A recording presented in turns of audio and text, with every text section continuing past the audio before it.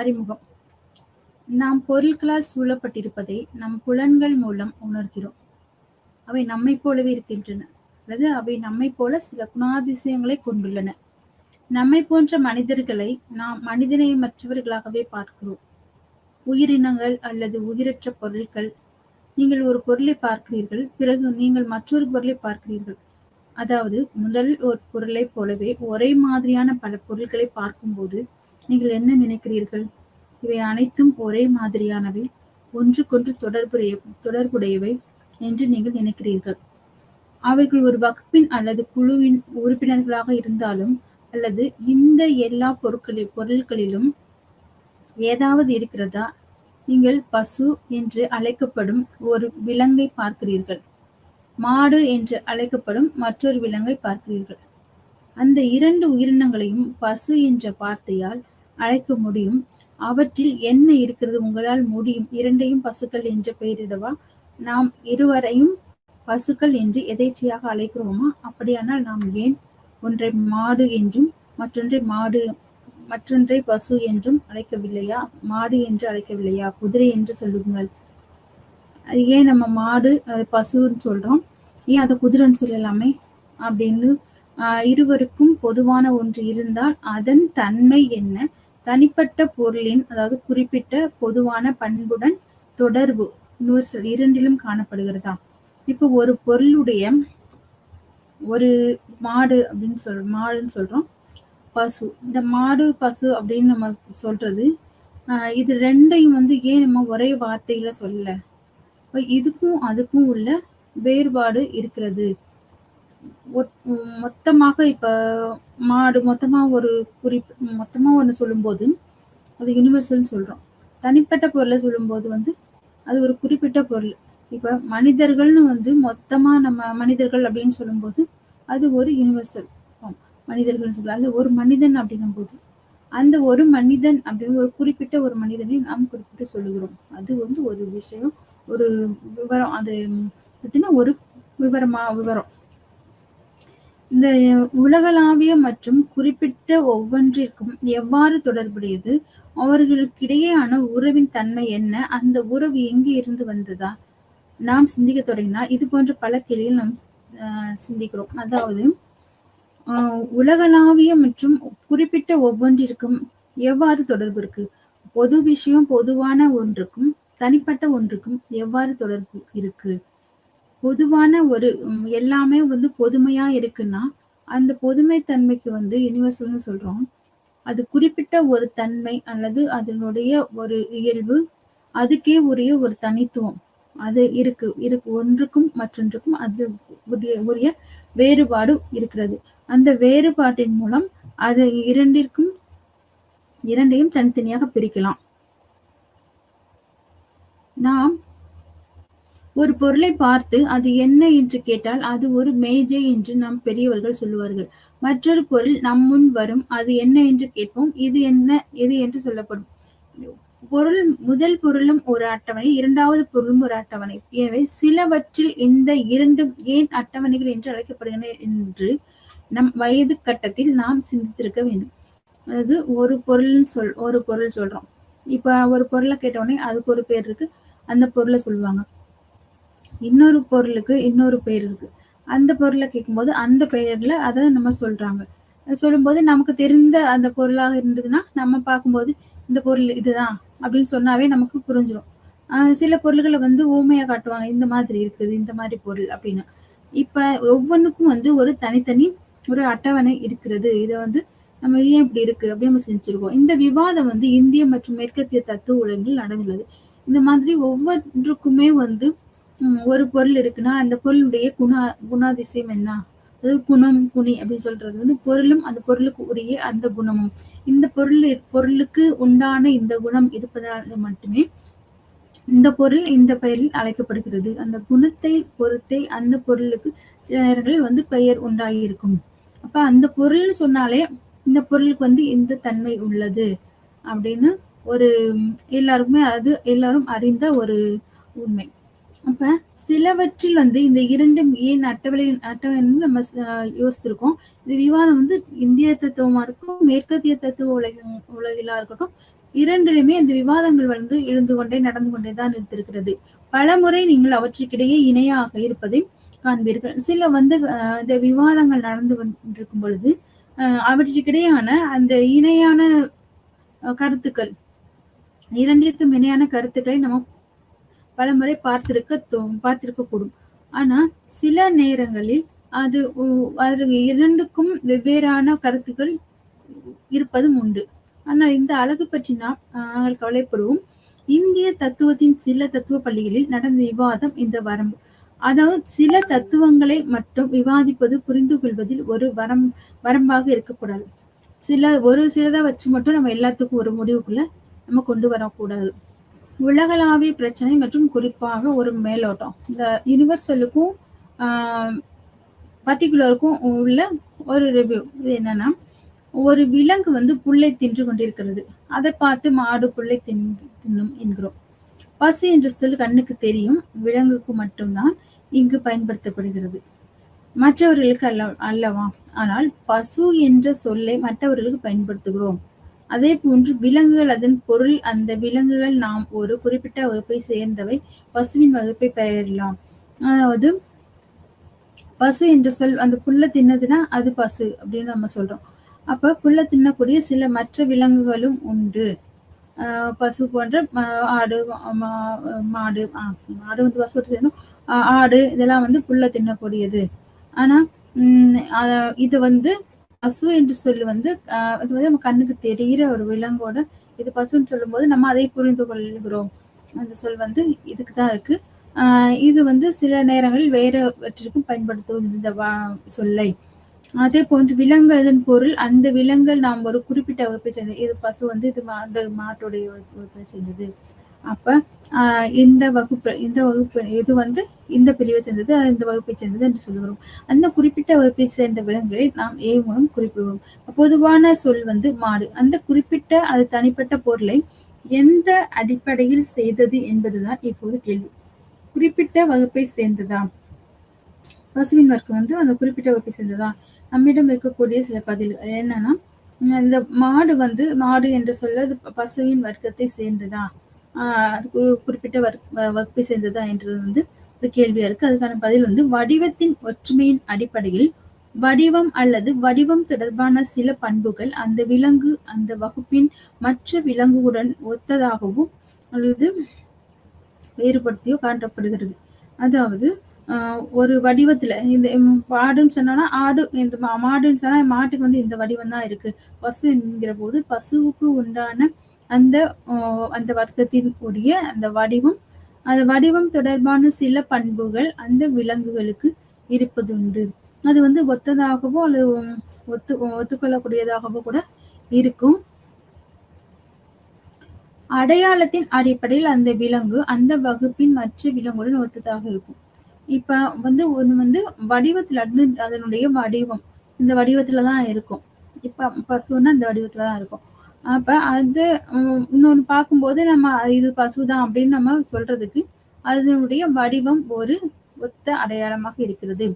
அடையாளத்தின் அடிப்படையில் அந்த விலங்கு வந்து அந்த வகுப்பின் மற்ற விலங்குடன் ஒத்ததாக இருக்குது. அடையாளம் அப்படின்னும் போது ஒரு குறிப்பிட்ட அடையாளத்துல வந்து இது மாதிரிதான், அது இது இப்படி இருந்துச்சுன்னா, இப்ப புலி மாதிரி பூனை மாதிரி புலி இருக்கு அப்படின்னு சொல்றது. அப்ப அதுக்கு உண்டான ஒரு பார்வை, ஒரு தோற்றம் இதற்கும் உண்டு. அதனால் இதை வந்து அது போல இருக்கு அப்படின்னு நம்ம சொல்றோம். ஒரு குறிப்பிட்ட பொதுவான பண்பு தரத்தின் அடிப்படையில் சாமானியா அல்லது ஜாதி என்று அழைக்கப்படுகிறது. அதாவது ஒரு பொதுவான பண்பு எல்லாவற்றுக்கும் உடைய அந்த பொதுவான பண்பு. இது புல்ல தின்னுது, அப்ப வந்து பூனை வந்து புல்ல தின்னாது, பூனை பசு வந்து புல்லு தின்னுது, மாடு புல்லு தின்னுது.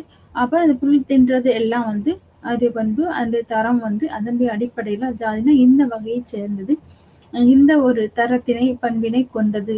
அதுதான் அது அப்படி இருக்கிறது எல்லாம் வந்து ஒரு வகுப்பு விலங்குகளாக உள்ளது. அந்த விலங்குகள் ஒரே மாதிரியான காரண பலனை உற்பத்தி செய்வதன் அடிப்படையில் இது அர்த்தக்கிரியா எனப்படும். பௌத்த தத்துவத்தில் எங்கள் உதாரணத்தில் பால் உற்பத்தி போன்றவை அந்த விலங்குகள் ஒரே மாதிரியான காரண பலனை உற்பத்தி செய்வதன் அடிப்படையில் சொல்றோம். அதாவது இந்த மாடு பசுன்னு எடுத்துக்கலாம். பசு வந்து பசுனா பால் உற்பத்தி பண்ணுது. இது உற்பத்தியின் அடிப்படையில அது வந்து அந்த அர்த்த கிரியா அப்படின்னு வந்து பௌத்தத்துல சொல்லப்படுற அந்த வார்த்தைன்னா அது உற்பத்தி செய்யக்கூடிய, அது உருவாக்கக்கூடிய, அது உண்டாக்கக்கூடிய அந்த அதை பொறுத்து இது இந்த விலங்கு அல்லது இதே தன்மையுடையது. அது ஒரே மாதிரியான காரண பலனை உற்பத்தி செய்வது. அது காரணம் வந்து இந்த விலங்கு வந்து இது காரணம். அந்த பாலை கொடுக்கக்கூடிய அந்த பால் வந்து ஒரு காரியம். இந்த பாலை கொடுக்கக்கூடிய காரணமா அது வந்து இந்த பசு இருக்கிறது. அப்ப இந்த பால் கொடுக்கக்கூடிய பாலை உற்பத்தி செய்யக்கூடிய இந்த பசு அது ஒரு காரணமாக இருக்கிறது. இந்த காரணத்தின் அடிப்படையில் இது ஒரே மாதிரியான காரணங்களை உடைய தன்மை இருக்கும்போது அது வந்து பசு என்று ஒரு ஜாதியில் வகுப்பில் கூறப்படுகிறது. இந்த பதில்களுக்கு அவற்றின் சொந்த பிரச்சனைகள் உள்ளன. உதாரணமாக பசுக்கள் எனப்படும் 2 விலங்குகள் இருக்கலாம். நிறம் மற்றும் வடிவத்தில் வேறுபட்டது. ஒன்று கருப்பு மற்றும் மற்றொன்று வெள்ளை என்று பதில் ஒத்திருக்கிறது. இப்ப இந்த அடிப்படையான பண்புகள், தரம், வகுப்பு அல்லது அர்த்தக்கிரியா இதன் மூலமாக வருகின்ற அந்த ஒற்றுமை அதை வைத்து ஒரு பசு வந்து நம்ம தீர்மானிக்கிறோம். இப்படிதான் பேர் வச்சிரும். இப்ப இன்னொரு பசு எப்படி இருக்குன்னா நிறத்தில் அல்லது வடிவத்தில் வேறுபட்டதா இருக்கு. ஒன்று வந்து கருப்பாகவும் மற்றொன்று வெள்ளையாகவும் இருக்கிறது. சிலது வந்து வெள்ளையும் கருப்புமாக கலந்திருக்கக்கூடியதாகவும் இருக்கிறது. இப்ப இதுல வந்து இந்த பதில் வந்து இப்ப இதுலயும் அந்த வேறுபாடு நிறமும் மற்றும் வடிவத்துல அந்த வேறுபாடு என்பது உண்டு. அது ஒற்றுமையான ஒருமை தன்மை இருந்தாலும் கூட இந்த வேற்றுமை இந்த நிறத்தில் அந்த வேற்றுமைகள் உண்டு. அது நிகழும்போது ஒரே மாதிரியானது கேள்விக்குரியதாகவும் இருக்கிறது. இப்படி நம் ஒற்றுமை கருதினால் ஒரு குறிப்பிட்ட முறையான அம்சங்கள் மற்றும் எந்த வடிவத்தின் சிறப்பியல்பு அல்ல பின்னர் பிரச்சனை எழுப்பப்பட்டது. அதாவது குறிப்பிட்ட முறையான அம்சம் எந்த வடிவத்தின் சிறப்பியல்பு அல்ல. வடிவத்துல எல்லாம் அந்த வடிவத்திலையும் இருக்கு, பண்புலையும் இருக்கு, அந்த ஜாதி அல்லது அந்த கிரியாசக்தியிலையும் இருக்கு. வெவ்வேறு நிறமும் வடிவமும் நம் முன் வராது. வியாகாரத்தில் பதஞ்சலி கூறியது. அதாவது வெவ்வேறு நிறமும் வடிவமும் நம் முன் வராது. மகாபாஷ்யா சாஸ்னாக்கள் பசுப்புழு குழம்பு முதலியன என்பது பசுவின் வடிவம். அப்ப பசுவுக்கான ஒரு வடிவம் இருக்கு. அந்த இது பசுப்புழு குழம்பு இந்த வந்து இது இப்படிதான் இருக்கும். பசுவிற்கு வந்து இந்த வகையாக இந்த மாதிரியாக தான் இருக்கும் என்பதை அடிப்படையாக வைத்து இதற்கு ஒரு வடிவம் உண்டு என்று இவர்கள் கூறுகிறார்கள். குறிப்பிட்ட வகுப்பினர் வந்து மட்டுமே எதிர்காலத்திலும் அப்படியே இருக்கும். அதாவது வடிவத்தின் இந்த பண்புகள் வந்து உடன் தொடர்புபடுத்தப்படுமா என்பது சில சிக்கல்கள் வந்து எழலாம். அதாவது இந்த பண்புகள் வடிவத்தின் இந்த பண்புகள் வந்து ஏவுடன் தொடர்படுத்தப்படுமா என்ற சிக்கல்களும் எழலாம். குறிப்பிட்ட வகுப்பினர் மட்டுமே எதிர்காலத்திலும் அப்படியே இருக்கும். அதே போல அடையாளத்துக்கு இன்னொரு பிரச்சனை வரும். அடையாளம் இருந்தால்தான் வரும். அப்ப ஒரு பிரச்சனை வந்து வகுப்புக்கு மட்டுமே ஒரு பிரச்சனை வருமா? எதிர்காலத்துல வந்து அப்படி இருக்குமா? எதிர்காலத்தும் அப்படியே இருக்கும். அந்த வகுப்பு இந்த ஜாதி அப்படின்றது. ஆனா நிறங்களோ ஒரு வடிவங்களோ அதுக்குள்ள ஒரு மாற்றம் வந்து உண்டாகக்கூடிய நிலை உள்ளது.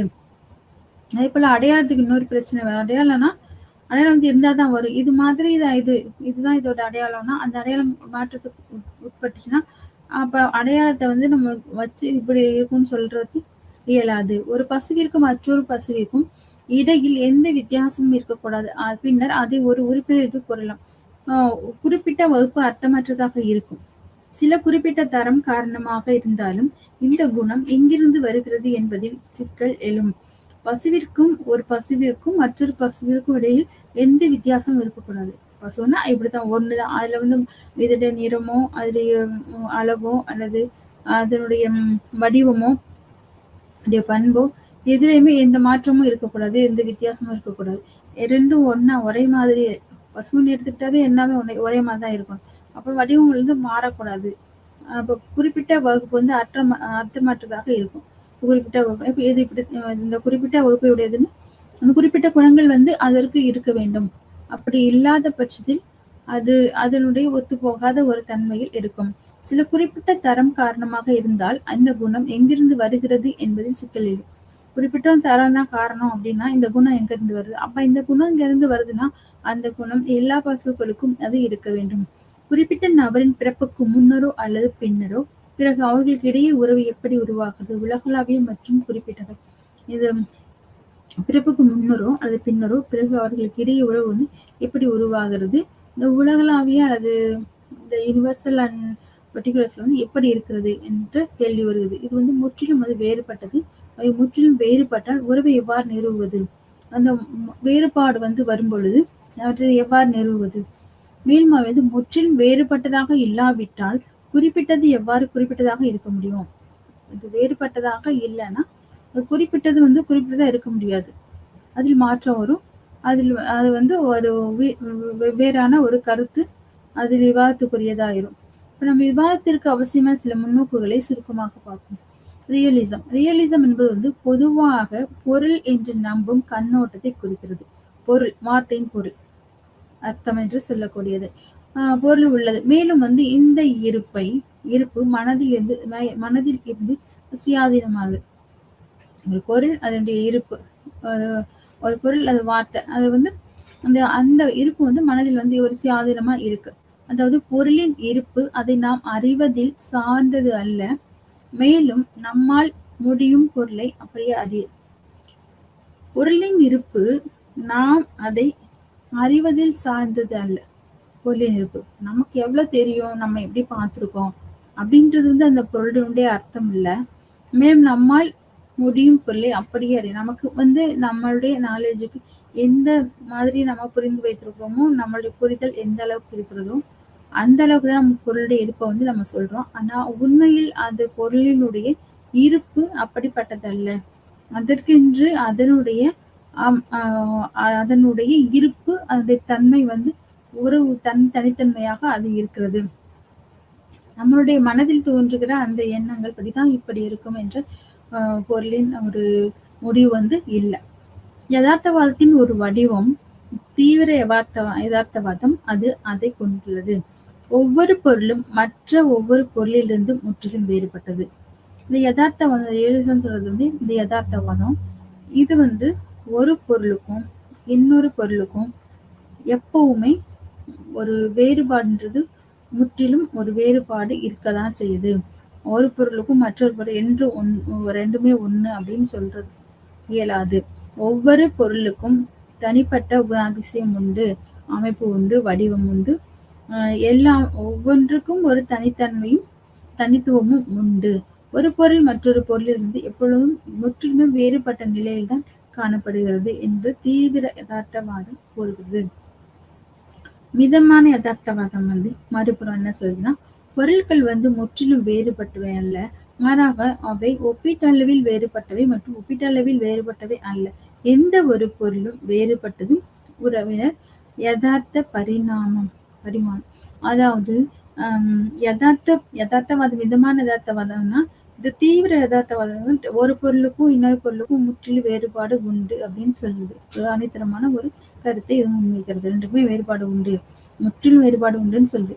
இந்த மிதமான யதார்த்தவாதம் மறுபுறம் என்ன சொல்லுதுன்னா, பொருட்கள் முற்றிலும் வேறுபட்டவை அல்ல, மாறாக வந்து ஒப்பீட்டு அளவுல ஓரளவுக்கு டோட்டலா இதுல இருந்து அது சுத்தமா வேறா இருக்கு, வேறுபட்டது அப்படின்னு சொல்ல முடியாது.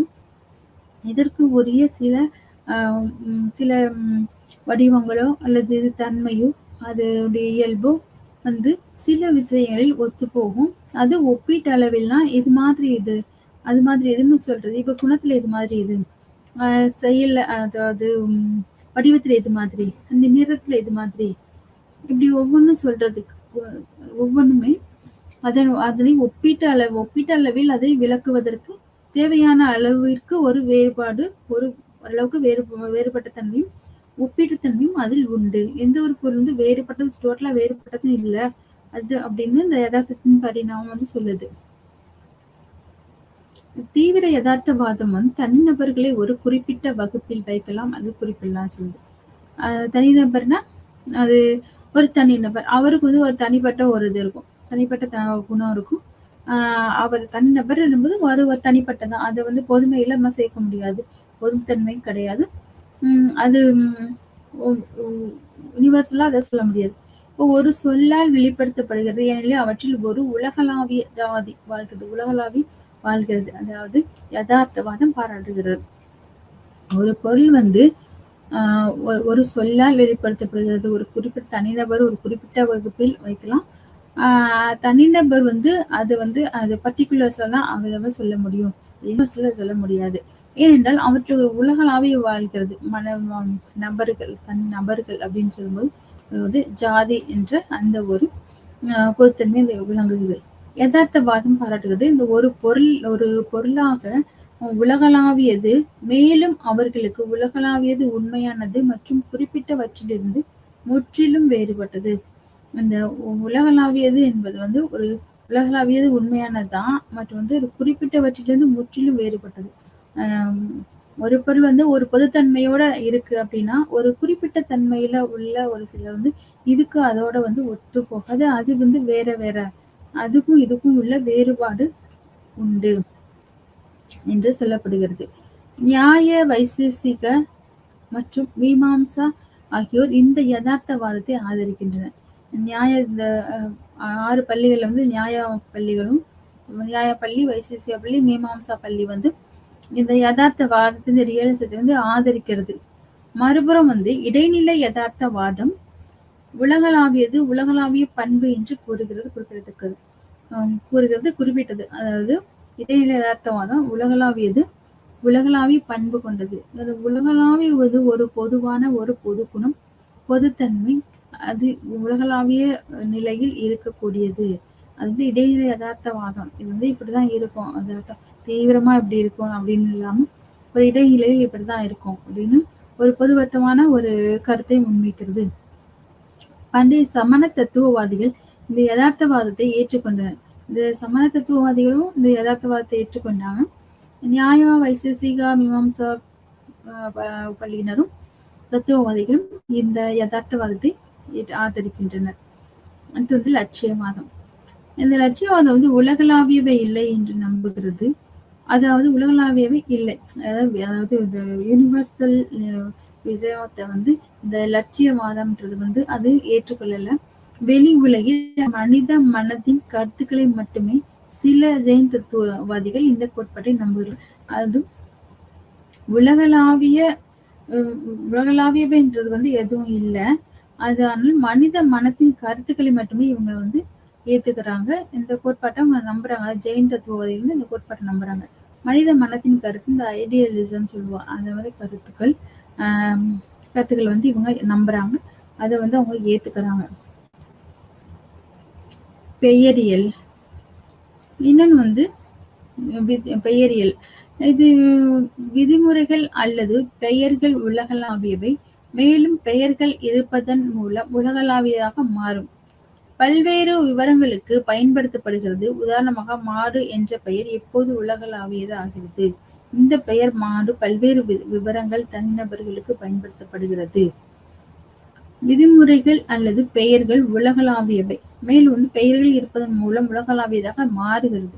ஒவ்வொன்றும் வந்து ஒவ்வொரு பெயர் இருக்கு. இப்ப ஒரு நாட்டுக்கும் இன்னொரு நாட்டுக்கும் பொதுவான மனிதர்கள் அப்படின்னும் போது அது பொதுவான ஒரு பொதுமைத்தன்மை, பொதுமை பெயர். விலங்குகள், மனிதர்கள், விலங்குகள் அப்படின்னு சொல்றது. உதாரணமா மாடு அப்படின்னு சொல்லும்போது இந்த பெயர் வந்து உலகளாவியதாகுது. மாடுன்னு வந்து எல்லா ஊர்ல மாடுன்னு சொல்றாங்களா? மாடு வந்து எல்லா இடத்துக்கும் அந்த வார்த்தை வந்து பொருந்தக்கூடியதா? ஒரு இடத்துல தான் அது மாடுன்னு சொல்றாங்க, இது வேற இடத்துல வேற மாதிரி சொல்றாங்க அப்படி இல்லை. எல்லா இடத்துலையும் இந்த பெயர் வந்து மாடு என்று வந்து பல்வேறு விவரங்கள் தனிநபர்களுக்கு பயன்படுத்தப்படுகிறது.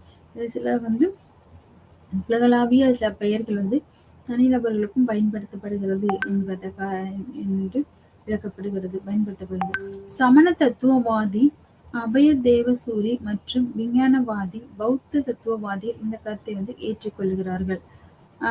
அதாவது இந்த தனித்தன்மையும் பொதுத்தன்மையும் இந்த உலகளாவியவையும் குறிப்பிட்ட தனித்தன் விவரங்களையும் இவங்க வந்து ஏத்துக்கிறாங்க. சமணவாதிகளும் சரி, பௌத்தவாதிகளும் ஏத்துக்கிறாங்க.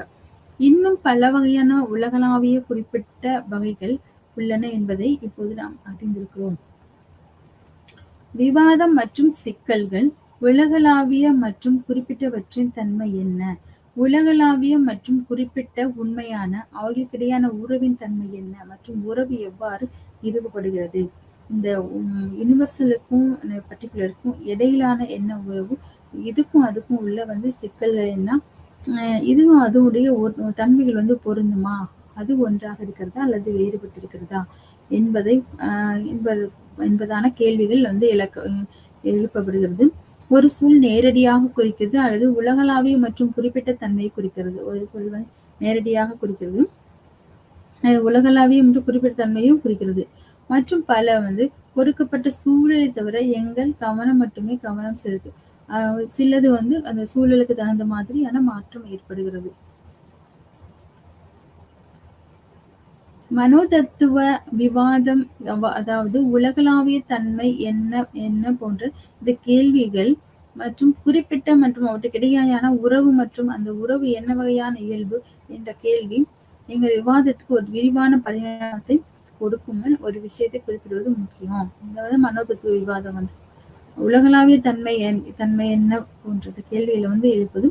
அது வந்து கேள்வி வந்து குறிப்பிட்ட மற்றும் அவற்றுக்கிடையான உறவு என்ன, அந்த உறவு வந்து என்ன வகையான இயல்புடையது என்ற மாதிரியான கேள்விகளை ஒரு விவாதத்திற்குள்ளான ஒரு விரிவான பரிமாணத்தை கொடுக்கறதுக்கு முன்னாடி ஒரு விஷயத்தை வந்து பார்க்க வேண்டியதாக இருக்கிறது. நியாய வைசேசிகம். இப்போ நியாய வைசேசிக அந்த ஸ்கூல் வந்து என்ன சொல்லுது, எதை பத்தி பேசுது, இதை குறித்ததான இவர்களுடைய இந்த பள்ளியினுடைய கருத்துக்கள் என்ன அப்படின்னா, நியாய தத்துவம் மற்றும் வைசேசிக தத்துவம் பொதுவாக இணைந்த அமைப்புகள் என்று அழைக்கப்படுகின்றன. இது எப்பவுமே நம்ம சொல்லும்போது நியாய வைசேசியா, சாங்கிய யோகா, மீமாம்சா, வேதாந்தா இப்படி அந்த ரெண்டு இணைச்சு சொல்லுவோம். ஏன்னா இவங்க கருத்தும் அவங்க கருத்தும் ஓரளவுக்கு வந்து ஒத்து போகக்கூடியதா இருக்கும். ஒரு கருத்தை வந்து இருவரும் ஏற்றுக்கொள்ளக்கூடியதா நிலையில் இருப்பதாக இந்த இரு பள்ளிகளும் இணைந்தே வந்து சொல்லப்படுகிறது, அழைக்கப்படுகின்றன. நியாய தத்துவம் வந்து இது தத்துவம் வந்து இரண்டு யதார்த்தமான தத்துவங்கள் மற்றும் அவை அவற்றின் தத்துவ அடித்தளத்தை உருவாக்குகின்றன. இது வந்து இப்போ வந்து இந்த இரண்டும் வந்து யதார்த்த தத்துவங்கள் அவற்றின் தத்துவ அடித்தளத்தை உருவாக்குகின்றதாக அமைந்திருக்கிறது. சில ஒத்த அனுமானங்கள் நியாய தத்துவம் மனோதத்துவத்தை ஏற்றுக்கொள்கிறது என்று நம்புகிறது. இந்த நியாய தத்துவம் வந்து மனோதத்துவத்தை ஏற்றுக்கொள்கிறது என்று நம்பப்படுகிறது. வைசேசிய தத்துவம் வந்து உலகளாவிய மற்றும் குறிப்பிட்ட 7 பொருட்களில் அடங்கும். இந்த உலகளாவிய அப்படின்ற விஷயம் வந்து 7 பொருட்களில் குறிப்பிட்ட 7 பொருட்களில் தான் அடங்கும். வைசேசிக தத்துவம் வந்து கனதான் 7வது 6 பொருட்களை மட்டும் ஏற்றுக்கொண்டதாக நம்பப்படுகிறது. 7வது 6 பொருளும். இந்த கனாதன் தான் இந்த வைசேசிக தத்துவத்தினுடைய பவுண்டர். அவர் வந்து இந்த 6 பொருட்களை ஏற்றுக்கொள்றார். இந்த 7வதாக ஒன்று இருக்கிறது. இந்த கனாதன் வந்து இந்த விசேஷித்த அணுவை பத்தி பேசுறாரு. அந்த அணு வந்து அது விசேஷ விதமா சொல்றதுனால வைசேசிகர் என்ற அந்த பெயர் வந்து வழங்கப்பட்டது. இந்த இல்லாமை என்று அபாவா என்று அழைக்கப்படும் பொருள் இக்காலத்தில் வைசிக தத்துவ ஞானிகளால் ஏற்றுக்கொள்ளப்பட்டது. அதாவது அந்த ஆறு தான் சொல்றாங்க. அந்த 6 தான் வந்து 6 பொருட்கள் தான் இருக்குன்னு சொல்லி அவங்க சொல்லி நம்புறாங்க. அதுக்கப்புறம் அவர்களுக்கு பின்பாக வந்தவர்கள் பிற்காலத்தில் வந்த வைசேசிக தத்துவ ஞானிகள் வந்து 7வதாக ஒரு பொருள் இல்லாமை அப்படின்ற ஒரு பொருளையும் அவங்க ஏற்றுக்கொள்றாங்க. பொருள் வந்து இல்லாமை அப்படின்றது ஒரு விஷயம் இருக்கு அப்படின்னா அது இல்லை இருந்திருக்கக்கூடிய ஒன்று தற்பொழுது இல்லாமை என்ற நிலையில் இருப்பதுதான் அந்த இல்லாமை. அப்ப அப்படி ஒன்று இருக்கிறது என்பதாக இவர்கள் அந்த தத்துவங்களை ஏற்றுக்கொள்கிறார்கள். பொருட்கள் உள்ளன. பொருள் வந்து திரவியா, தரம் வந்து குணம், செயல் வந்து கிரியா, உள்ளார்ந்த தன்மை சமவாயா மற்றும் இல்லாமை அபாவா என்று சொல்லக்கூடிய இந்த இவருடைய இந்த பள்ளியினுடைய தத்துவ ஞானிகள் வந்து சொல்றாங்க. இந்த பிரிவில் வந்து உலகளாவிய மற்றும் குறிப்பிட்ட விவாதம் வந்து வழங்கப்படுகிறது. நியாயா மற்றும் வைசேசிக பள்ளிகள் இரண்டின் கருத்துக்களையும் ஒரு கலவையான வடிவத்தில் பிரதிபலிக்கிறது. அதாவது ஒரு பொருளை நம்ம எடுத்துக்கொள்ளும் போது இந்த பொருளுக்கு வந்து இத்தனை பொருள் இருக்கு. அந்த பொருள் வந்து இத்தனை குவாலிட்டி வந்து அதுல இருக்கு. அது வந்து பொருள் இருக்கு. பொருள் பார்க்கும்போது அதனுடைய தரம், அதனுடைய செயல் கிரியா சக்தி அது என்ன? உள்ளார்ந்த தன்மை தான் சமவாய. உள்ளார்ந்த தன்மையுடைய தன்மை என்ன? உள்ளார்ந்த தன்மை என்ன? இது இல்லாமைன்றது வந்து அபாவா என்ற ஒரு சொல்லி வந்து அழைக்கப்படுகிறது. இப்ப நியாயம் வைசேசியம் வந்து இந்த கருத்துக்களையும் ஒரு கலவையான வடிவத்தில் வந்து பிரதிபலிக்குது. நியாய வைசேஷத்துவம் அனுபவம் வெளி உலகம் என்று சொல்லுகிறது. வெளி உலகம் வந்து அனுபவம் தான். அனுபவத்தின் மூலமா வந்து அதை உணர முடியும். அப்ப மனதை சார்ந்தது இல்லாமல், அதாவது வெளி உலகத்தின் இருப்பு சார்ந்து மனம் அறிந்தவர் இல்லை. அனுபவம் அல்லது அறிவாற்றலின் பன்முகத்தன்மை மற்றும் பல்வகைமை அதை காட்டுகிறது. மனதை சார்ந்தது மட்டும் இல்ல. வெளி உலகம் அப்படின்றது வந்து இந்த வெளி உலகம் நம் கண்களால் காணக்கூடியது. அத வெளி உலகத்தில் நடக்கக்கூடிய விஷயங்களில் ஐம்பொறிகள் மூலம் வந்து நாம் காணக்கூடிய பொருட்கள் உணரக்கூடியது. ஐம்பொறிகள் மூலமாக உணரக்கூடிய பொருள் வந்து அது அந்த பொருளுடைய இருப்பு இருக்குன்னு சொல்றதுக்கு ஒரு ஆதாரம் வந்து நம்ம ஐம்பொறிகள் மூலமாக அதனுடைய இருப்பை வந்து நம்ம அறிகிறோம், பார்க்குறோம். அந்த பொருள் இருக்கா, அதுக்குரிய ஒரு சத்தம் தான் நம்ம கேட்குறோம். அதை தொட்டு பார்க்கும்போது தொடு உணர்ச்சி சரி தொடும்போது இருக்கிறதுன்றது உணர முடியுது. இப்போ கேட்குறதும் அதுக்கு ஒரு ஸ்மெல் இருந்துச்சுன்னா நம்ம ஸ்மெல் பண்ணுறோம். அது இப்படியாக ஐம்பொறிகள் மூலமாக பார்க்கக்கூடிய, கேட்கக்கூடிய, சுவைக்கக்கூடிய, உணரக்கூடிய இந்த பொருள் வந்து இருக்கு. ஆமா இருக்குன்னு சொல்றோம். அது வந்து பெர்செப்ஷன், அதாவது கண்ணுக்கு நேராக நம்ம பார்க்கக்கூடிய, அனுபவிக்கக்கூடிய, அது இருக்குன்றத வந்து நம்மளே நம்ம நம்பணும். ஃபர்ஸ்ட் நம்புறோம். அப்ப அந்த நம்புறதுக்குரிய ஆதாரமாக அங்க இருக்கும்போது தான் நம்ம அதனுடைய இருப்பை நாம் ஏற்றுக்கொள்ள முடிகிறது. அப்ப இந்த வெளி உலகம் என்று சொல்லுவது வந்து நம்ம பார்க்குற இந்த உலகம் வந்து நம்ம சுற்றி இதெல்லாம் இருக்கு, இதுதான் பொருள் இருக்கு, நம்மளை சுற்றி இவ்வளவு பொருள் இருக்கு, இதெல்லாம் வந்து இதோடைய இருப்பை அது வந்து நாம் உணர முடிகிறது.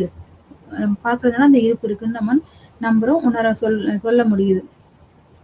மனதை சார்ந்தது இல்லாமல், அதாவது வெளி உலகின் இருப்பு சார்ந்தது மனம். அதாவது மனம் வந்து இந்த வெளி உலகத்தின் இருப்பை சார்ந்தது இல்லை. அது வந்து அந்த அறிந்தவர் மனம் என்பதை அறிந்தவர், உணர்ந்தவர், அனுபவிப்பவர், உள்ளார்ந்த உணர்வை அனுபவிப்பவர் மட்டும்தான் அதனுடைய மனம் சார்ந்த விஷயங்களை உணர முடியும். அனுபவம் அல்லது அறிவாற்றலின் பன்முகத்தன்மை மற்றும் பல்வகைமை அதை காட்டுகிறது. அந்த அறிவாற்றல் என்பது அது உள்ளார்ந்த மனம் சார்ந்த அது நிகழ்வாக அது இருக்கிறது. வெளி உலகில் பன்முகத்தன்மை உள்ளது. அனுபவம் அல்லது அறிவாற்றலின் சாத்தியம் அதை காட்டுகிறது. வெளி உலகில் ஒற்றுமை இருக்கிறது. வெளி உலகில் நிறைய வந்து பன்முகத்தன்மை காணப்படுது. அனுபவம் அல்லது அறிவாற்றல் சாத்தியம் வந்து காட்டப்படுது. வெளி உலகில் வந்து ஒற்றுமையும் இருக்கு. நிறைய இதுல வந்து ஒற்றுமைகள் வந்து காணப்படுகிறது. ஒவ்வொன்றுக்கும் இடையிலான ஒரு ஒற்றுமையும் வேற்றுமை இருந்தாலும் சில நிறைய ஒற்றுமைகள் வந்து காணப்படுகிறது. எல்லா விஷயங்களும் முற்றிலும் தனித்தனியாக இருந்தால் ஒருவரை ஒருவர் அப்போதுதான் விஷயங்களை அறிந்து கொள்ள முடியும். எல்லா விஷயங்களும் முற்றுமே தனித்தனியாக இருந்தால்தான் ஒருவரை ஒருவர் அப்போதுதான் இந்த விஷயங்களை வந்து அறிந்து கொள்ள முடியும். ஒன்றை நாம் எப்படி புரிந்து கொள்வது? தெரிந்த மற்றொரு விஷயத்துடன் ஒற்றுமையின் அறியப்பட்ட மற்றொரு விஷயத்திலிருந்து ஒற்றுமை வேறுபாட்டின் அடிப்படையில் இருக்கலாம். இப்போ ஒரு விஷயத்தை நம்ம அறிகிறோம்னா ஒன்று அந்த விஷயம் வந்து நமக்கு தெரிந்ததா இருக்கணும். இல்ல அதுக்கு இன்னொரு விஷயம் நமக்கு தெரிஞ்சதா இருந்ததுன்னா அந்த விஷயத்திற்கும் இதுக்கும் இடையிலான ஒரு ஒற்றுமை இருக்கு. இப்ப அந்த விஷயத்துக்கு வந்து இந்த ஒற்றுமை இது மாதிரி அதுல இருக்கு. அப்ப இது இப்படிதான் இருக்கும். இது இதனுடையதுதான். அப்ப அந்த ஒற்றுமை வந்து இப்ப விலங்குகளுக்குன்னு ஒரு ஒற்றுமை. விலங்குகள்னா அப்படிதான் இருக்கும். 4 கால்ல தான் போகும். அப்படின்ற மாதிரி ஒரு இது இருக்கும். இப்ப ஒரே இனமான ஒரு விலங்குகள் வந்து அந்த ஒரே இனமான விலங்குகளுக்குள்ள வந்து ஒரு ஒற்றுமைத்தன்மை இருக்கும். இந்த பொது அடிப்படையில் நமது அறிவாற்றலை புரிந்து கொள்வது நியாய வைசேசிக தத்துவம் ஒரு விஷயம் என்று நமக்கு சொல்ல விரும்புகிறது. பொது அடிப்படையில் நமது அறிவாற்றலை புரிந்து கொள்வது தத்துவம் வந்து ஒரு விஷயம் என்று நமக்கு சொல்ல விரும்புது. அறிவாற்றலை புரிந்து கொள்வதற்கும் இந்த அடிப்படையில் வந்து பொது அடிப்படையில புரிந்து கொள்வதற்கும் ஒவ்வொருத்தருக்குள்ளும் அந்த அறிவாற்றல் இருக்கு. அது வந்து அறிவாற்றல் என்பது ஒன்றாக இருக்கிறது. பொதுமை அடிப்படையில் இருந்தாலும் அதனுடைய அளவும் அதனுடைய கிரியாசக்திகளும் அதுல மாற்றங்கள் வந்து உண்டு. அதனுடைய வேறுபாடுகளும் உண்டு. இந்த இரண்டும் குறிப்பாக அதாவது தன்னுடன் ஒப்பிடலாம். மேலும் பொதுவானது அது இருக்கலாம். அவற்றுடன் ஒப்பிடும்போது பொருள் வந்து அல்லது பொருளின் தனித்துவம் குறிப்பிட்ட மற்றும் ஒப்பீடு அல்லது பொதுவான தன்மை உலகளாவியது என்று அழைக்கப்படுகிறது. ஒரு பொருள் இருக்கு. அந்த பொருளின் தனித்துவம் இருக்கு. இன்னொரு பொருள் இருக்கு. அதுக்கும் ஒரு தனித்துவம் இருக்கு. இப்போ ஒவ்வொரு பொருளுக்கும் ஒரு தனித்துவம், ஒரு குறிப்பிட்ட மற்றும் ஒப்பீட்டு அல்லது பொதுவான தன்மை வந்து உலகளவில். இதுக்குள்ள ஒவ்வொரு ஒவ்வொரு பொருளுக்குள்ளும் ஒரு தனித்தன்மை இருக்கு. அந்த தனித்தன்மை ஒவ்வொன்றுமே அது வந்து உலகளாவியது. அதாவது இப்ப இங்க ஒரு மனிதன் இங்க இருக்கான். இன்னொரு மனிதன் இருக்கான். அப்ப மனிதனுக்குள்ள இருக்கிற ஒரு மனிதநேயம் எடுத்துக்கலாம். மனிதநேயம் வந்து எல்லாருக்குள்ள இருக்குன்னா, அந்த மனிதநேயம் அது வந்து உலகளாவியது. ஒரு மனிதன் என்பது வந்து அது குறிப்பிட்டது. ஒரு தனிப்பட்டது. அப்ப தனிப்பட்ட ஒரு ஒரு விஷயங்கள்ல தனித்துவத்துக்குள்ள இருந்து அந்த ஒற்றுமையான ஒரே ஒரு விஷயம் வந்து அது உலகளாவிய விஷயம். அதாவது ஒரு யூனிட்டி வந்து வந்து உலகளாவிய விஷயம். ஒரு ஒரே ஒரே சிந்தனை உள்ளவர்கள், அது ஒரே கருத்தை வந்து ஏற்றுக்கொள்கிறவர்கள். அப்படி வந்து வெவ்வேறு மனிதர்கள் இருந்தாலும் சில காரியங்கள்ல வந்து எல்லாரும் ஏற்றுக்கொள்ளக்கூடிய சில காரியங்கள் உண்டு. அந்த அடிப்படையில் வந்து அங்கு வந்து ஒரு உலகளாவிய தன்மை வந்து நிலவுது. இந்த உலகளாவிய அடிப்படையில் பொருள் ஒரு குறிப்பிட்ட வகுப்பின் உறுப்பினராகிறார்கள். அப்போ ஒவ்வொன்றுக்குள் தனித்தனியா இருக்கிற ஒரு இதுல வந்து ஒரு தனித்தன்மை எல்லாருக்குள்ள இருக்கிற தனித்தன்மை வந்து ஒரு பொதுத்தன்மை ஆகிறது. யுனிவர்சல் ஜாதி. இந்த ஜாதி வந்து யுனிவர்சல் பொதுவானது. குறிப்பிட்ட உபாதி தற்செயலான சொத்து உபாதி என்பது அது குறிப்பிட்டது. வைசேசிக சூத்திரங்களின் வர்ணனையாளரான பிரஜாதபாதா பிரபஞ்சம் என்பது உலகளாவியது என்று கூறுகிறார். வைசேசிய சூத்திரத்தின் வர்ணனையாளர் அந்த வர்ணனை என்ன சொல்றாராம், பிரபஞ்சம் வந்து உலகளாவியது என்று கூறுகிறார். விவரங்களின் அடையாளத்திற்கு காரணமான ஒற்றுமை மற்றும் அதன் ஒவ்வொன்றிலும் உள்ளது. விவரங்கள் குறிப்பிட்டதனுடைய அடையாளத்திற்கு காரணமான ஒற்றுமை அதன் ஒவ்வொன்றிலும் உள்ளது. பிரபஞ்சம் வந்து ஒரு பெருசு, அது உலகளாவியது. அதுல இருக்கிற ஒவ்வொரு தனித்தனியா இருக்கிறது எல்லாமே வந்து அது வந்து ஒரு பர்டிகுலர்ஸா இருக்கு. அதனுடைய அடையாளம் வந்து அடையாளம் காரணமா அதனுடைய ஒற்றுமை வந்து ஒவ்வொன்றிலுமே இருக்கு. அதுக்குள்ள ஒவ்வொன்றிலுமே ஒற்றுமை இருக்கு. இந்த தனித்துவம் வந்து இந்த தனி விவரமாகவும் இந்த ஒற்றுமையா இருக்கிற இந்த பிரபஞ்சத்துக்குள்ள எல்லாம் ஒன்னா இருக்கு அப்படின்னும் போது அந்த ஒற்றுமை தான் இந்த பிரபஞ்சத்தினுடைய உலகளாவிய தன்மையாக இருக்கிறது. விவரங்கள் ஒரே மாதிரியாகவும் முழுமையாகவும் இந்த வரையறையுடன் ஆசிரியர், மாணவர், இந்தியன் போன்ற வார்த்தைகளை நாம் அழைக்கும் போது சிந்திப்போம். இப்ப நம்ம பொதுவான வார்த்தைகள்ல நம்ம சொல்றோம். இந்த யூனிவர்சல் சொல்லும் போது பொது தன்மையான ஆசிரியர், மாணவர், இந்தியன், அமெரிக்கன் இப்படி நம்ம ஒவ்வொன்றும் சொல்லும் போது அந்த ஆசிரியர் என்பது வந்து ஒரு பொதுத்தன்மை. ஆசிரியர் வந்து எல்லா ஆசிரியர்.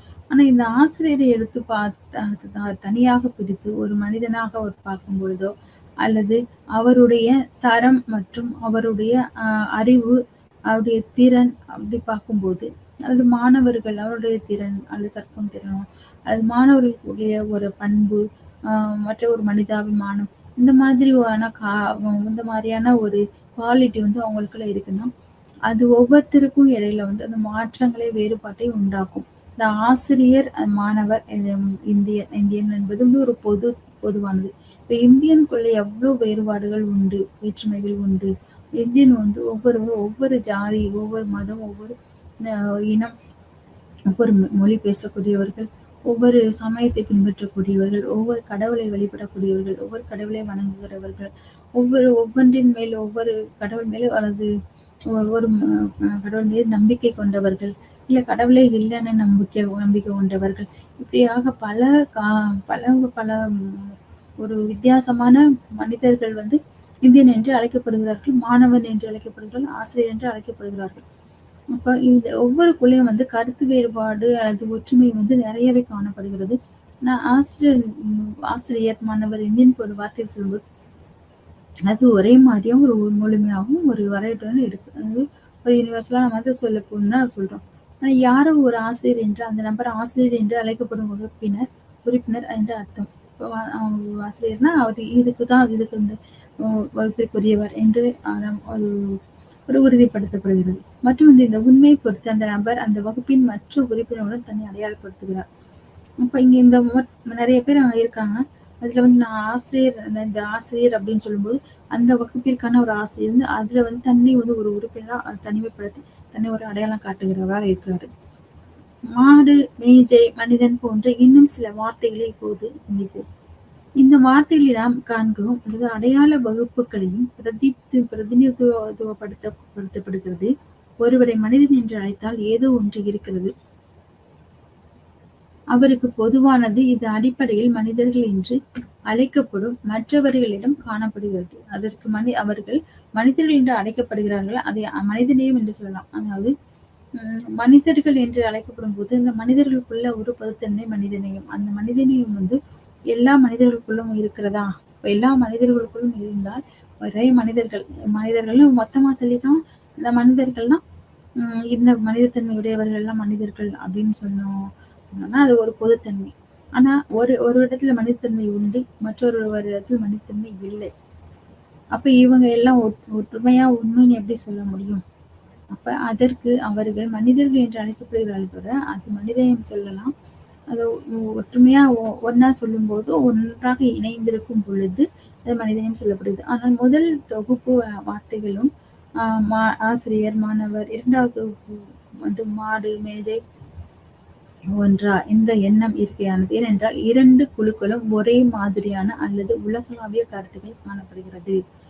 நான் ஆசிரியர்னா அது ஒட்டுமொத்தமான ஆசிரியர், மாணவர்னா அது ஒரு மேஜை ஒன்னொன்னு. அப்ப இது தனித்தனியா சொல்லும்போது ஒட்டுமொத்தமாக சொல்லும்போது இதுவெல்லாம் ஒரே மாதிரி உலகளாவிய ஒரு கருத்து தான் காணப்படுகிறது. மாணவர்கள்னா இப்படிப்பட்டவர்கள், ஆசிரியர்கள் இப்படிப்பட்டவர்கள்.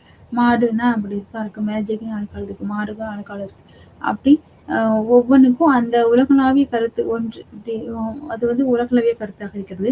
ஆனால் நியாய வைசேசிய தத்துவம் இரண்டும் ஒன்றல்ல என்று கூறுகிறது. இந்த முதல் குழு குறிப்பிடுகிறது உபாதி மற்றும் இரண்டாவது உலகளாவியது ஜாதி. இயற்கையானது அல்லது கொடுக்கப்பட்டது. என்றாலும் உபாதி திணிக்கப்பட்டது. யாரோ ஒருவர் இன்று ஆசிரியராக இருக்கிறார், நாளை ஆசிரியராக இல்லாமல் இருக்கலாம். அப்ப ஒரு குறிப்பிட்ட மாணவர் ஆசிரியர்னு சொல்றோம். அவர் குறிப்பிட்ட நாளுக்கு இப்போ ஆசிரியர் தான், அவர் மாணவர். அவர் குறிப்பிட்ட நாட்களுக்கு அப்புறம் அவர் ஆசிரியரா இருக்க மாட்டாரு. அப்போ அந்த இல்லாமை என்பது அங்கு இருக்கிறது. உபாதி என்பது திணிக்கப்படுகிறது. அது தனிதான், ஆனா அது திணிக்கமானவன் தனியா திணிக்கப்படுது. ஆனா இரண்டாவது உலகளாவிய இயற்கையானது அல்ல, இயற்கையானது கொடுக்கப்பட்டது. இது ஒரு கொடுக்கப்பட்டதுதான். இது எப்பவுமே இது நிரந்தரமா இருக்கக்கூடிய ஒன்று அல்ல. நாளை ஆசிரியராக இன்று ஆசிரியராக இருக்கிறவர் நாளை ஆசிரியராக இல்லாமல் இருக்கலாம். ஆனா அந்த தனி மனிதன் ஒரு மனிதனாக இருக்கும். ஆனால் ஒரு மனிதனின் இருப்பு இல்லாமல் இருந்தால் மனிதாபிமானம் இல்லை. ஒரு மனிதன் ஒரு தனி மனிதனா இருக்கான். ஆனால் ஒரு மனித இருப்பு இல்லாமல் இருந்தால் மனிதாபிமானம் இல்லை. மனிதன் இருக்கும்பொழுது அந்த மனிதனுக்குள் அந்த மனிதாபிமானம் இருக்கும். ஆனா மனிதன் இருந்தும் அந்த மனிதாபிமானம் இல்லாம இருக்கு. அப்ப இந்த வேறுபாடு காணப்படுது. நயாயிகா பாத்தியாயா உலகளாவியது நிரந்தரமானது மற்றும் உள்ளார்ந்ததாக உள்ளது என்று கூறுகிறார். உலகளாவியது என்றது நிரந்தரமானது, அது உள்ளார்ந்ததாகவும் உள்ளது என்று இவர் கூறுகிறார். எப்படி அவர் அது சொல்றாருன்னா, அதாவது உலகளாவியது ஒரு நிரந்தரமானது, ஒரு பொதுத்தன்மை. அதாவது ஒரு பொதுத்தன்மை என்பது அது எப்பொழுதும் இருக்கக்கூடியது, எல்லாராலும் பார்க்கக்கூடியது, எல்லாரும் ஒப்புக்கொள்ளக்கூடியது என்ற வகையில் அது உலகளாவியது என்று இவர் கூறுகிறார். இவ்வாறு பல விவரங்களில் நாம் உலகளாவிய 3 அத்தியாவசிய பண்புகளை பெறுகிறோம். அது பொதுவானது, நித்தியம், உள்ளார்ந்தது. இந்த 3 பண்புகளை உடையதான், 3 பண்புகளையும் வச்சுதான் இந்த உலகளாவியது எப்படி இருக்கிறது என்றதை நம்ம உறுதிப்படுத்தணும். மறுபுறம் குறிப்பிட்டது தற்காலிகமானது, அழிந்து போகக்கூடியது. தன்னை தவிர வேறு எதிலும் காணப்படவில்லை. அதாவது இந்த பொதுவான கருத்து என்பது வந்து எல்லாராலும் ஏற்றுக்கொள்ளப்படுகிறது. பொதுவான நிலையில் இருக்கக்கூடியது. எல்லா இடத்திலும் அந்த பொதுத்தன்மை வந்து காணப்படக்கூடியது. அது அது வந்து அதான் வந்து பொதுவானன்னு சொல்றோம். அது யூனிவர்சலா இது இருக்குது. மறுபுறம் வந்து இந்த குறிப்பிட்டது வந்து தற்காலிகமானதுன்னு சொல்றாங்க. தற்காலிகமானதுன்னு அது அழிந்து போகக்கூடியது. தன்னை தவிர வேறு எதிலுமே அது காணப்படவில்லை. ஒரு தனித்தன்மை, தனிப்பண்பு அது வந்து அதுல மட்டும்தான் அது காணப்படுதுன்னா அது எப்பொழுதும் இருக்கும் அப்படின்னு சொல்றதுக்கான உத்தரவாதம் இல்லை. அது வந்து மாறக்கூடியது. அது எப்பொழுதுனாலும் மாறிடும். அது அழிந்து போகக்கூடியதா இருக்கும். தற்காலிகமான பொருள் அப்படின் போது அந்த நேரத்தில் மட்டும்தான் இருக்கும். அது வந்து அடுத்த நேரம் வந்து அது இல்லாம போகக்கூடியது, அழிந்து போகக்கூடியது, மாற்றங்களுக்கு உட்படக்கூடியதாக இருக்கிறது. இந்த உலகளாவிய மற்றும் குறிப்பிட்டவற்றின் பண்புகள் மிகவும் வேறுபட்டது என்பதை கண்டறிந்துள்ளோம். அதாவது உலகளாவியதுக்கும் இந்த பொதுவான உலகளாவியதற்கும் தனிப்பட்டதற்கும் வந்து நிறைய வேறுபாடு வந்து உண்டு. அது வந்து பொதுத்தன்மையா இருக்கு, தனித்தன்மையா இருக்கு. இது தனித்தன்மை என்பது ஒவ்வொன்றிற்குள்ளும் ஒவ்வொரு விதமான ஒரு தனி பண்புகளையும் குணாதிசயங்களும் கொண்டுள்ளது. அது வந்து பொருளுக்கு பொருள், மனிதனுக்கு மனிதன், விலங்குகள் விலங்கு மாற்றம் வந்து அடையக்கூடியது. மாற்றத்திற்குரிய ஒரு கருத்து, ஒரு பண்பு அவர்களுக்குள் இருக்கிறது. அது வந்து நிரந்தரமானதே அல்ல.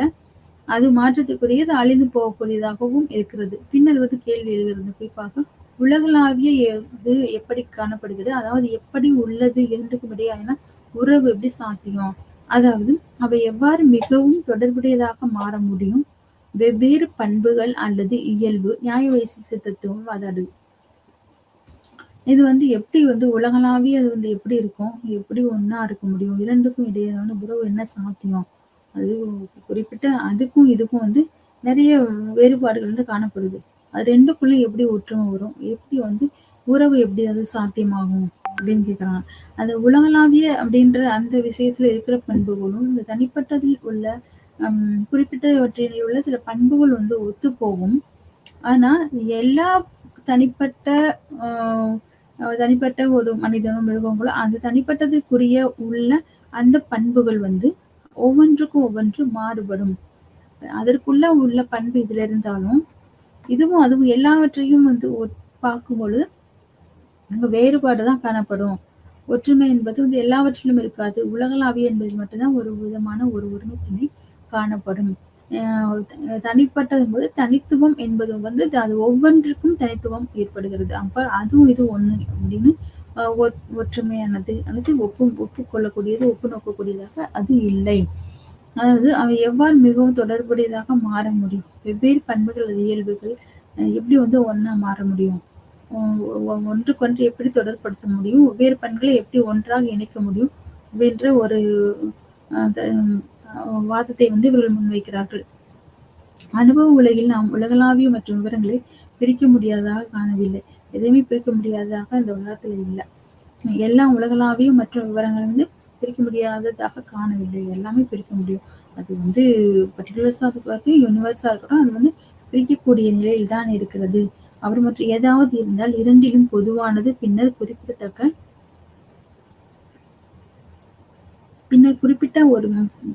மற்றும் உலகளாவிய தனித்தன்மை மறைந்து விடுகிறது. இப்படி விவாதங்களுக்கு உட்படும் போது அதை பிரித்து அதனுடைய விவரங்களை பிரித்து பார்க்கும்போது இந்த பொதுவானது பின்னர் வந்து குறிப்பிட்ட மற்றும் உலகளாவிய தன்மையெல்லாம் மறைந்து விடுகிறது. அது வந்து உலகளாவிய தன்மை மறைந்து ஒவ்வொன்றுக்கும் தனித்தனி தன்மை இருக்கு, இது வேற அது வேற அப்படின்னு தனித்தனியா பிரிச்சு ஒரு ஒருமைத்தன்மையை வந்து அதில் காண முடியாது. அது வெவ்வேறு சூழ்நிலை மாறி போய் விடுகிறது. இவ்வாறு வந்து இன்ஹெரன்ஸ் சமவாய உலகளாவிய மற்றும் குறிப்பாக இப்போது கேள்வி இருக்கிறது, உலகளாவிய மற்றும் குறிப்பிட்ட உறவின் தன்மை என்ன, உலகளாவிய மற்றும் குறிப்பிட்ட உறவின் தன்மை என்ன, அப்ப உலகளாவியதுக்கும் இந்த குறிப்பிட்டதுக்கும் உள்ள என்ன தன்மை இருக்கிறது என்று கேள்வி எழுப்புகிறது. இதற்கான நியாய வைசிய பள்ளிகள் வந்து நித்திய உறவு முன்மொழியப்பட்டது. இயல்பு உள்ளார்ந்த தன்மை என்பது இது போன்ற ஒன்று, அது அதில் வாழ்கிறது. மாடு உலகளாவியும் பசுவில் வாழ்கிறது குறிப்பாகுது. அப்ப நியாய வைசேசிக பள்ளி வந்து நித்திய உறவு முன்மொழியுது. நித்திய உறவு என்பது அது மாறாதது. அது இயல்பா உள்ளார்ந்த தன்மை என்பது போன்ற ஒன்றில் இருக்கிறது. இது அதில் வாழ்கிறது. மாடு அப்படி உலகளாவிய விஷயம்னா, பசு அதுல வாழ்கிறது குறிப்பானது. அப்ப ஒரு யூனிவர்ஸுக்குள்ள ஒரு பர்ட்டிகுலர் அப்படின்றது இருக்கு. ஒவ்வொரு யூனிவர்ஸ்லயும் நிறைய பர்ட்டிகுலர்ஸ் இருக்கும், இருந்தது சேர்ந்து ஒரு யூனிவர்சலா இருக்கு. அப்ப இது பிரத்யேகமானது யூனிவர்சல் என்பது அடி மூலக்கூறு, இதனால் உலகளாவியது என்று அழைக்கப்படுகிறது.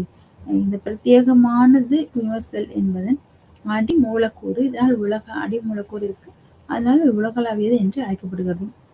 உலகளாவிய தடைகள் என்னன்னா, இதுவரை நாம் உலகளாவிய மற்றும் உபாதி பற்றி பார்த்தோம்.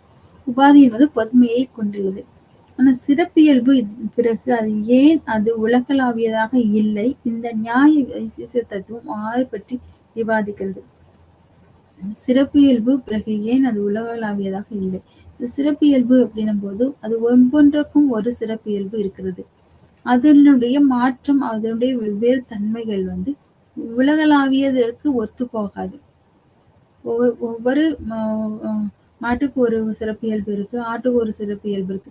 அப்போ ஒண்ணுமே இருக்கும்போது இப்ப விலங்குகள்னு சொல்லி பொதுவா சொன்னாலும் அதுக்குள்ள மாற்றங்கள், அந்த வேறுபாடுகள், வித்தியாசங்கள் காணப்படுகிறது. அது பற்றி அது கூட அது உலகளாவிய தடைகள்னு சொல்லலாம். இப்ப தடைகள் இந்த தடைகள் ஏதேனும் வந்தா அந்த தன்மை உலகளாவியது என்று அழைக்கப்படாது.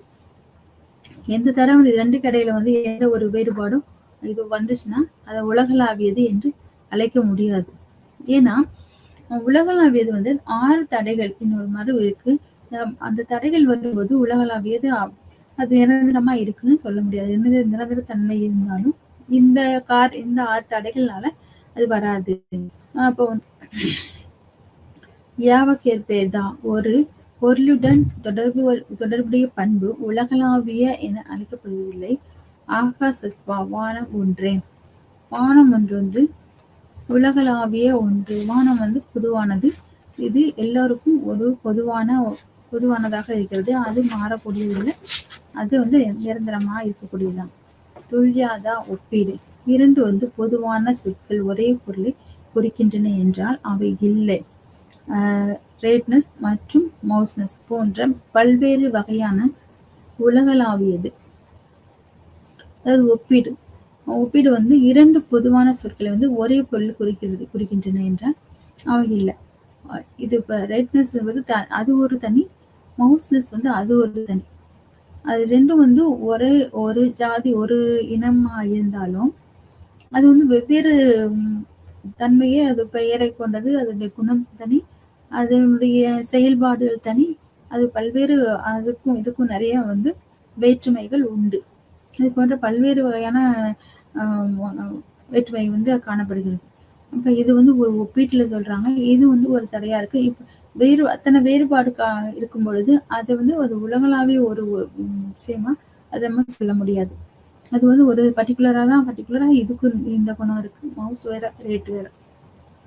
அப்போ இது ஒரே இனத்தை சேர்ந்ததாக இருந்தாலும் அது தனித்தனியாக அதற்குரிய பண்புகளுடன் அது விளங்குகிறது.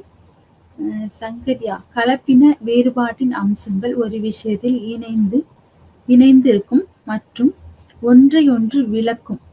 அதாவது கலப்பின வேறுபாட்டின் அம்சங்கள் ஒரு விஷயத்தில் இணைந்து இருக்கும் மற்றும் ஒன்றை ஒன்று விளக்கும். இது ரெண்டுமே இருக்கும். கலந்தும் இருக்கும், அது வேற்றுமை இருக்கும், இல்லை ஒற்றுமை இருக்கும். சில விஷயங்கள்ல ஒற்றுமையும் சில விஷயங்கள் வேற்றுமையும் இருக்கும். இப்போ எலியும் ரேட் மவுஸ் ரெண்டும் அந்த எலி இனத்தை சேர்ந்ததுதான்.